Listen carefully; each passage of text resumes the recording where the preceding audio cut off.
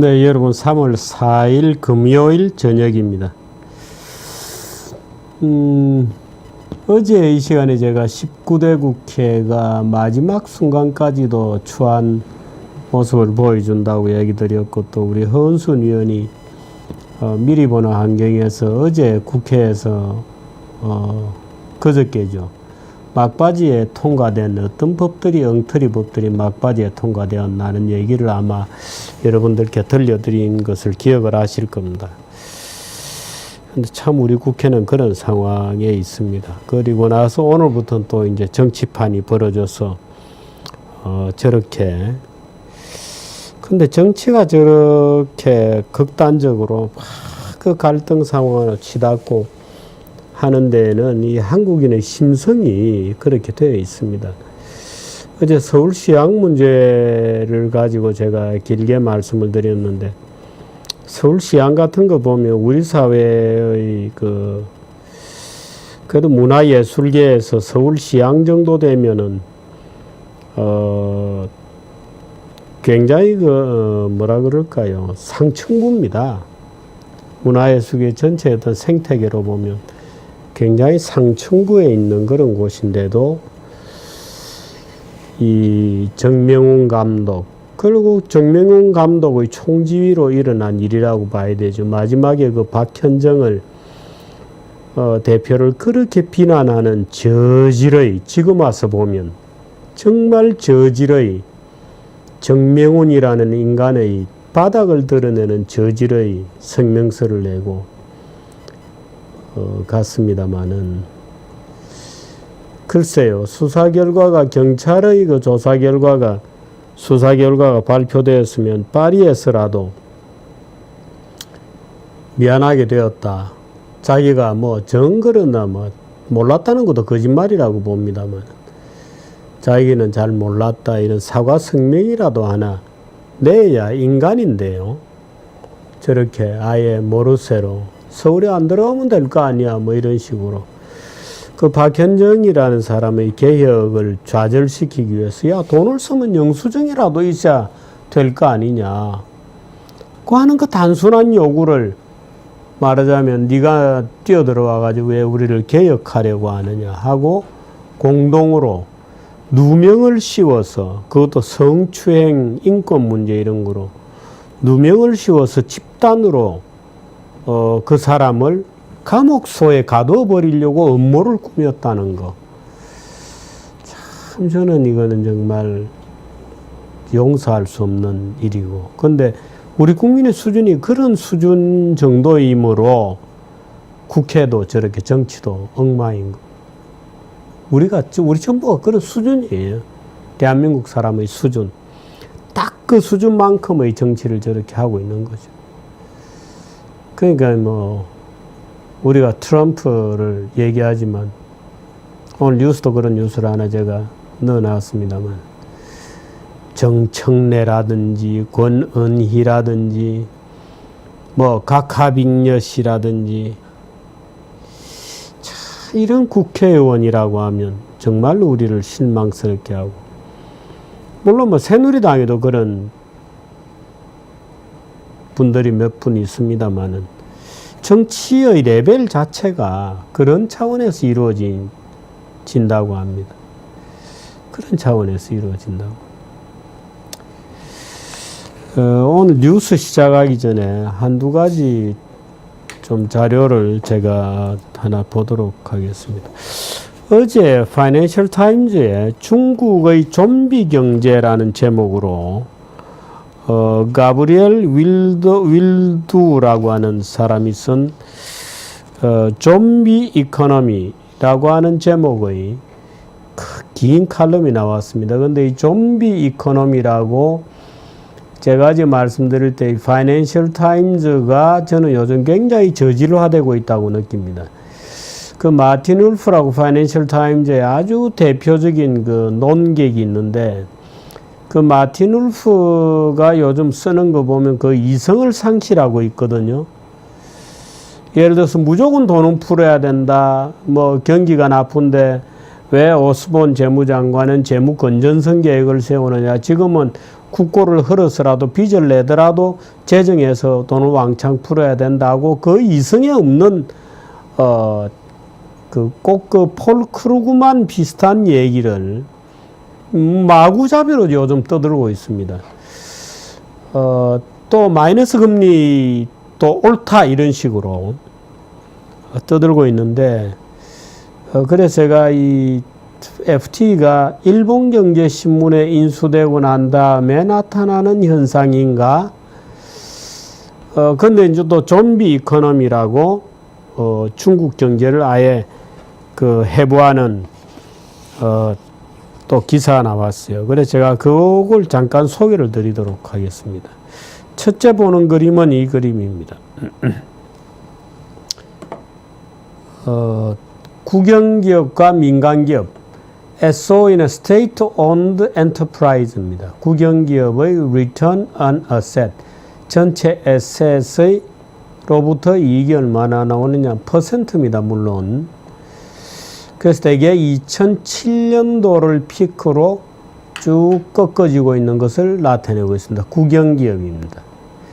그동안에 개혁 개방 이후에 꾸준히 그래도 국영기업도 성적을 내다가 2007년도, 2008년도, 2009년도 연속으로 꺾어져서 다시 조금 회복되는 듯 하다가 다시 꺾어지고 있습니다.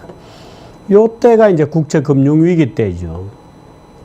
중국의 민간 기업의 ROA입니다. 2011년도 정도를 피크로 지금 구조적으로 꺾어지고 있다고 하는 것이 이제 나오고 있습니다. 여러분도 조금 이 머릿속에 기억해 두시는 것이 좋습니다. 중국 국유 기업 State-Owned Enterprise입니다. 규모를 쭉 줄이는 작업이 2006년도 이후에 중단되어 있습니다.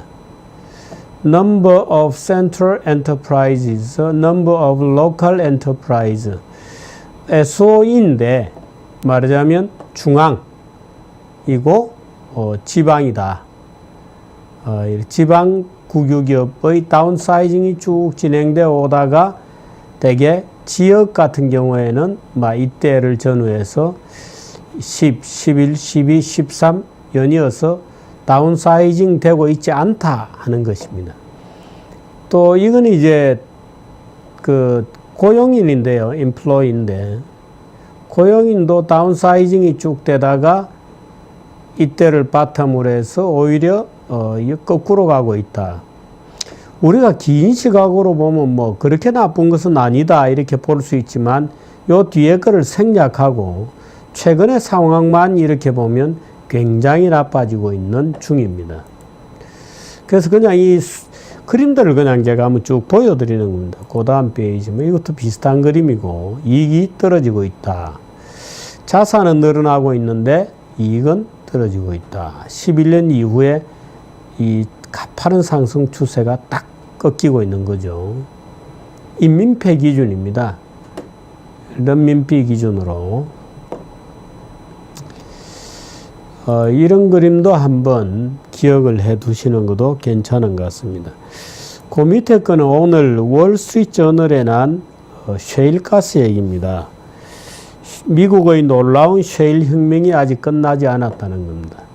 미국의 크루드 오일 프로덕션, 미국에서 원유 생산이 이렇게 쭉 되다가 1900 대개 한 70년대 초반부터 꺾어지기 시작해서 계속 꺾어지다가 2006년 7년을 기점으로 죄송합니다. 가파르게 미국의 크루드 오일 프로덕션이 급격하게 늘고 있음을 우리는 그래프에서 명백하게 보고 있습니다. 그 다음이 가스 프로덕션입니다. 가스 생산량입니다. 급격하게 늘고 있다고 하는 것도 한 번쯤 이 그림을 머릿속에 넣어주는 것이 좋습니다. 출처는 American Energy Information입니다. 미국 에너지 정보청입니다. 그 다음에 Energy Production as a Share of U.S. Energy Consumption, 미국 전체 에너지 소비 중에서 에너지 프로덕션, US 에너지 프로덕션이 차지하는 비중입니다. 말하자면 나머지 수입이죠. 쭉 말하자면 미국 자체 생산 비중이 줄어들고 있다가 2005년, 6년, 7년, 6년으로 봐야 됩니다. 이때부터 급격하게 늘고 있어서 거의 자급자족이 되고 있고, 요게 이제 2017년이 되면 드디어 100%를 넘어서서 수출을 하게 되어 있습니다. 요걸 잘 보시기 바랍니다. 2006년을 기점으로 미국의 에너지 문제가 완전히 터닝을 했구나 하는 것도 우리가 공부 삼아 기억을 해 두시기 바랍니다. 역시 2006년을 기준이죠.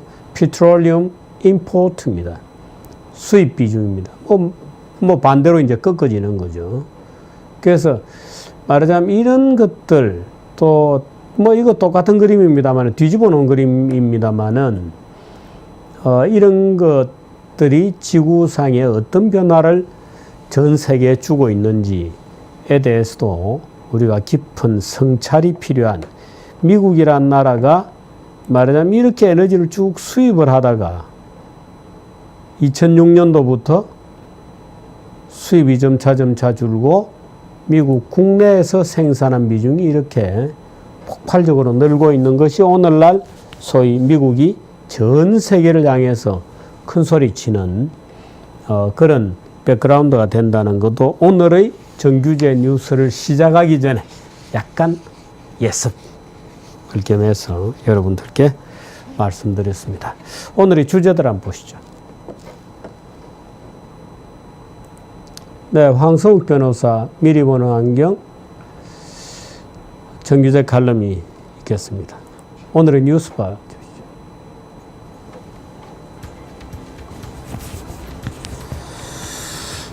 국민연금은 뉴스를 일단 보고 제가 정규제 칼럼으로 해설을 해드리도록 하겠습니다. 북한 김정은 얘기가 있고 사드 실무단이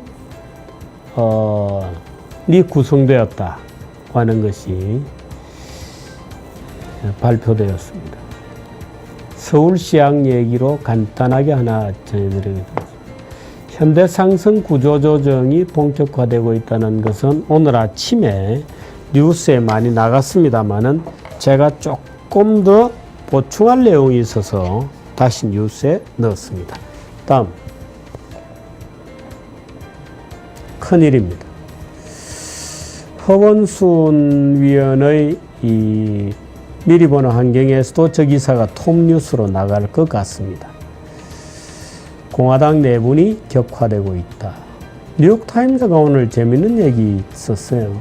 시진핑이 마르크스나 마오쩌둥을 지금 벤치마크 하는 게 아니고 레이건과 대처를 트레이스, 벤치마크하고 있다는 기사가 나왔습니다. 내용을 좀 알아보도록 하겠습니다.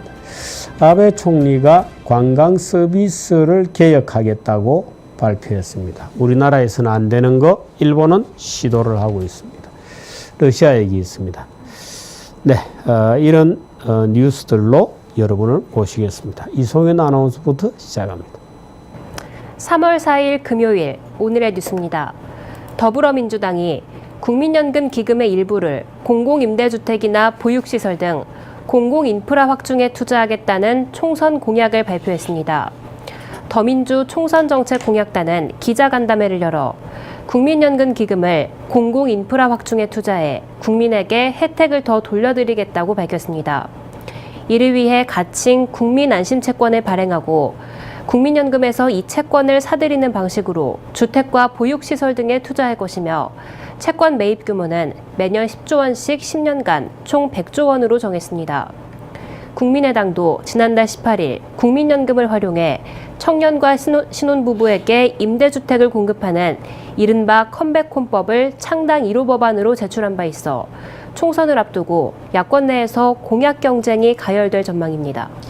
네, 이 공약 경쟁은 잘못된 공약 경쟁입니다. 지금 아마 제가 알고 있는 정보로는 지금 새누리당에서도 국민연금을 이용해서 뭘 해보겠다는 그럴듯한 또 공약을 준비하고 있다 그러니 참 민주당만 욕할 것도 아니죠. 정치가들이 다 이 국민연금의 돈덩어리, 돈다발이 쌓여 있으니까 저걸 어떻게 깨서 써보겠다고 유혹을 받고 있습니다. 걱정이 좀 됩니다. 다음 뉴스. 북한 김정은이 신형 방사포의 시험 발사 현장을 참관했다고 북한 조선중앙통신이 전했습니다. 이 자리에서 김정은은 국가 방위를 위해 실전 배치한 핵탄두들을 임의의 순간에 쏴버릴 수 있게 항시적으로 준비해야 한다고 말했습니다. 또 박근혜 대통령의 실명을 여러 차례 거론하면서 비난했고 참수작전과 체제 붕괴를 언급하며 군사 대응을 선제 공격적 방식으로 전환시킬 것이라고도 전했습니다. 이 같은 움직임은 유엔 안보리 대북제재 결의안이 채택되면서 북한이 한반도 긴장을 최고조로 끌어올리려는 것으로 보입니다. 네, 근데 조금 전에 그 사진이 나왔습니다만은 김정은이 몸을 약간 건들건들 하는군요. 이렇게 경례를 하는데 몸을 약간 건들건들 하고 있군요. 박근혜 대통령은 웃기는 소리 하지 마라고 오늘 또 말씀을 하셨어요. 김정은의 핵탄두 발언, 핵무기에 대한 망상을 버려야 된다 이렇게 얘기를 했습니다. 네, 다음 뉴스. 사드의 주한미군 배치 문제를 논의할 한미 공동실무단이 오늘 공식 출범했습니다. 공동실무단의 출범은 한미 양국이 지난달 7일 북한 장거리 미사일 발사 직후 사드의 주한미군 배치 논의를 시작한다고 발표한 지 32일 만에 이뤄졌습니다. 이에 따라 한미 양국은 사드 배치 일정과 장소, 비용 등에 대한 논의를 본격적으로 진행하게 됐습니다. 한편 미 국무부는 중국이 제안한 비핵화 평화협정 병행 논의에 대해 가능성을 배제하지 않는다는 입장을 밝혔습니다. 존 커비 국무부 대변인은 정례 브리핑에서 존 케리 국무장관이 지난달 25일 왕이 중국 외교부장과 회담을 가졌을 때 언급한 대로 병행 논의의 가능성 자체를 배제하지 않는다고 말했습니다. 커비 대변인은 다만 어떤 형태의 논의에도 비핵화가 포함돼야 한다는 기존 입장에 변화가 없다고 강조했습니다. 네, 근데 약간 표현은 좀 바뀌었습니다. 그전에 비핵화가 조건이다 이렇게 얘기했습니다만 이번에는 비핵화가 포함되어야 된다. 또 비핵화가 먼저 확인이 돼야 그 다음에 평화협정이다 이렇게 되어 있는데 오늘은 병행 논의할 수 있다 이렇게 약간 뉘앙스가 바뀌었습니다. 이 북한이 말하자면 국제적인 말하자면 지금 6.25 전쟁을 정전협정 체제를 종전을 하고 평화협정 체제로 넘어간다. 고 하는 것은 여러 가지 이제 우리가 생각해 볼 여지가 있습니다. 어떻든 현재 상태에서 봉합을 하게 되면 김정은 정권에 대한 국제적인 인정이 되고 그렇게 되면 대한민국은 공식적으로 통일을 포기해야 됩니다. 교류만 가능하게 되죠. 교류는 활발해질 수 있겠습니다만은 통일은 포기되어야 한다고 하는 이제 문제가 생기고 어떤 것이 과연 국가의 안위 또 민족의 장래를 위해서 옳은 방법인지에 대해서 우리도 선택을 해야 됩니다.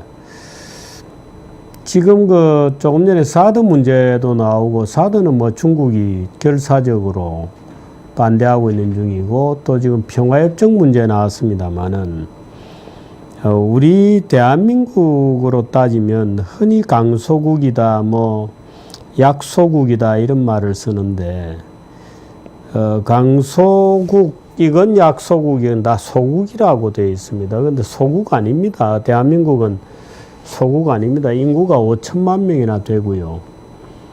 또 이 국가의 GDP가 세계 10위권 약간 밖에 있는 정도로 큰 나라입니다. 국토가 작다고 하는 문제가 있습니다만은 뭐 영국은 국토가 커서 세계를 지배한 것은 아니죠. 일본도 마찬가지고. 또 한국은 대부분 산이 되어서 이렇게 쭉 주름이 져 있잖아요. 쭉 펴면 꽤 크다는 겁니다. 그러니까 토지를 어떻게 쓰느냐에 따라서 땅은 늘어날 수도 있고 줄어들 수도 있습니다. 그래서 우리가 적어도 대한민국에 대한 대한민국이 결정하면 하는 것이다 하는 것도 기억을 해야 됩니다. 늘 지정학적 고려 이런 것만 얘기하는 사람들이 많은데 그것은 패배주의적이죠. 한국이 결정하면 다 하는 겁니다. 그런 점도 우리가 기억을 좀 해둬야 될 것 같습니다. 네. 인권을 보호하겠다는 취지로 만들어진 서울시 시민인권보호관이 서울시향 사태를 부실 조사했다는 지적이 나오고 있습니다. 2014년 12월 서울시향 직원들의 호소문 발표 후 시민인권보호관은 박현정 전 대표와 직원들을 상대로 조사를 벌였고 박 전 대표의 성희롱과 막말이 사실이란 결론을 내렸습니다. 하지만 시민인권보호관의 조사는 가해자와 피해자 진술을 확보해 비교한 것이 전부였고 심지어 인권보호관 측은 아예 박 전 대표를 만나지도 않은 채 성급한 조사 결과를 발표한 것으로 알려졌습니다. 서울시 시민인권보호관은 박원순 시장의 취임 이후 설립된 시장 직속기구로 수사권은 전혀 없습니다. 만나지도 않고 제멋대로 했다 그러니까 개혁을 저지시키려고 하는 음모에 가담한 셈이 되고 말았죠. 네, 다음 뉴스. 현대상선의 고강도 구조조정이 곧 결실을 볼 것으로 알려졌습니다. 현대상선은 어제 주총을 열고 7대1 감자를 결정하는 한편 현정은 회장이 경영에서 손을 떼기로 결정했습니다. 그동안 현대상선 구조조정의 최대 걸림돌로 알려졌던 용선료 할인 협상은 미국의 마크 워커 변호사가 참여하면서 협상에도 상당한 진척이 있다는 소식입니다. 업계에 따르면 현대상선은 이르면 4월 중에 용선료 협상 출자 전환 등에 대한 기본 서류를 작성할 계획입니다. 용선료 협상과 출자 전환 등입니다. 아버지 가방이 아니죠. 근데 제가 들은 얘기를 조금 전해드리면 아마 조금 그 성과가 있는 것 같습니다. 마크 워커 변호사는 아마 여러분들 그 실록 외환대란에도 제가 그런 얘기를 책에 뒀을 겁니다만 우리나라 외환위기 때 우리나라 외채 협상을 우리 측에서 주도했던 변호사의 이름입니다. 이제 그 변호사가 이제 지금 아마 70대가 되었겠죠. 현대상선에 와서 이제 용선료 협상을 열심히 아마 하고 있는 것 같습니다. 다들 그동안에 용선료는 협상이 불가능하다 이렇게 알려져 있었는데 아니다. 무슨 용선료가 불가능하냐. 회사가 망하면 그쪽에도 용선료 못 받는 거는 마찬가지다. 그러니까 용기를 가지고 한번 붙어보자 해서 붙어서 지금 협상하고 있습니다. 그래서 아마 꽤 한 20% 정도씩 용선료를 매년 좀 줄일 수 있을 것 같습니다. 그렇게 되고 하면 이제 살게 되는 거고, 지금 대우조선 같은 것은 어떻게 될지 모르겠습니다. 아까 대우조선 우리 뉴스 했나요? 그 다음 뉴스인가요? 네, 요 다음 뉴스에 조선 뉴스가 있습니다만은, 그게는 아직까지 구조조정이 눈에 보이지 않고 있습니다. 근데 현대상선은 잘하면은, 돌파할 것 같다. 라고 하는 분위기가 지금 무르익고 있다고 합니다. 4월쯤 또 한 20% 정도 삭감할 수 있다. 그래서 뭔가 구체적인 숫자가 나오고 시기도 나온다. 그때 되면 다큐멘테이션을 할 수 있다. 뭐 이런 얘기를 저는 듣고 있습니다. 네, 다음 뉴스. 선박 발주량이 급감하면서 우리 조선업계의 선박 수주 잔량이 11년 6개월 만에 최저 수준으로 떨어졌습니다. 영국 조선해운 분석기관 클락슨에 따르면 지난달 말 전 세계 수주 잔량은 표준 화물 환산 기준으로 1억 383만 톤을 기록해 전달보다 203만 톤이 줄었습니다. 이 가운데 우리나라의 수주 잔량은 2,844만 톤을 기록해 2004년 8월 이후 최저치를 보였습니다. 조선 3사의 일감은 고작 1년 6개월치 정도 남아있는데 현재와 같은 수주 가뭄 현상이 이어지면 일감은 더 떨어지고 조선사는 고용 유지 등과 관련된 현실적인 위기에 직면할 수도 있습니다. 네, 뭐 저런 상황인데 현대중공업 노조는 파업하고 파업을 협박하고 그러죠. 네, 다음 뉴스. 미국 공화당의 전 대선 주자였던 밋 롬니가 도널드 트럼프를 강하게 비난하며 공화당 주류와 트럼프의 본격적인 전쟁이 시작됐습니다. 미 대선 공화당 후보 롬니 전 주지사는 현지 시간 3일 연설에서 트럼프는 가짜이고 사기꾼으로 대통령을 할 자격이 안 된다며 그의 분노는 미국 국민들을 나락에 빠지게 할 것이라고 말했습니다. 이에 대해 트럼프는 방송 인터뷰에서 롬니는 4년 전 나한테 표를 구걸했고 대선에서 실패했던 사람이라며 공화당 주류의 총공세에 대해 탈당까지 거론하며 강하게 반발하고 있습니다. 네, 아마 공화당 주류에서 좀 늦은 것 같습니다. 이 트럼프의 이 본질은 제가 볼 때는 이런 것 같습니다. 트럼프를 이 부동산 개발업자 출신이잖아요. 또 사업 수완이 있고 한국에도 이 대우건설하고 사업하기 위해서 한번 다녀갔을 겁니다. 또 여의도에 있는 트럼프라고 하는 아파트에 대우가 지었죠. 그 트럼프 빌딩이라고 하는 트럼프라는 이름을 빌려주고 그 이름 빌려준 값만 해도 꽤 받아갔다 그래요.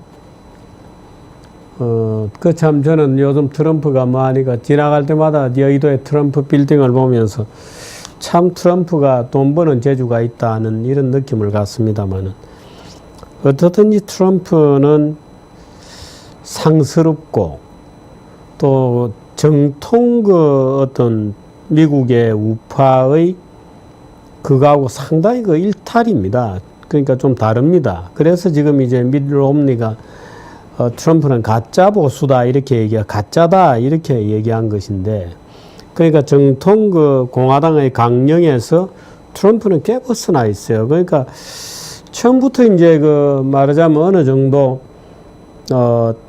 해서 탈락을 시키든지 했으면 모르겠는데 어떻든 이제 참여를 했고 대중의 인기를 끌고 있는데, 제가 볼 땐 트럼프 인기의 본질은 미국인 백인들의 분노입니다.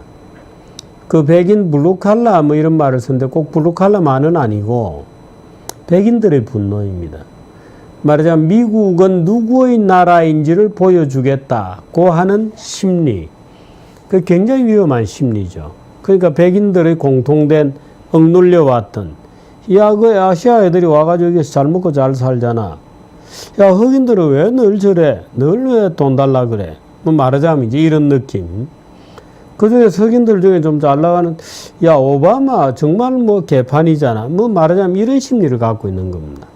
그래, 좀 남미 히스패닉들 막 엄청나게 숫자 불어나고 있고, 그러니까 이제 소위 자기들이 미국의 주인이라고 생각하는, 미국이라는 네이션 스테이트의 바로 그 주인이라고 생각하는 이제 백인들의, 우리는 뭐야 도대체? 우리 땅을 다 내주고,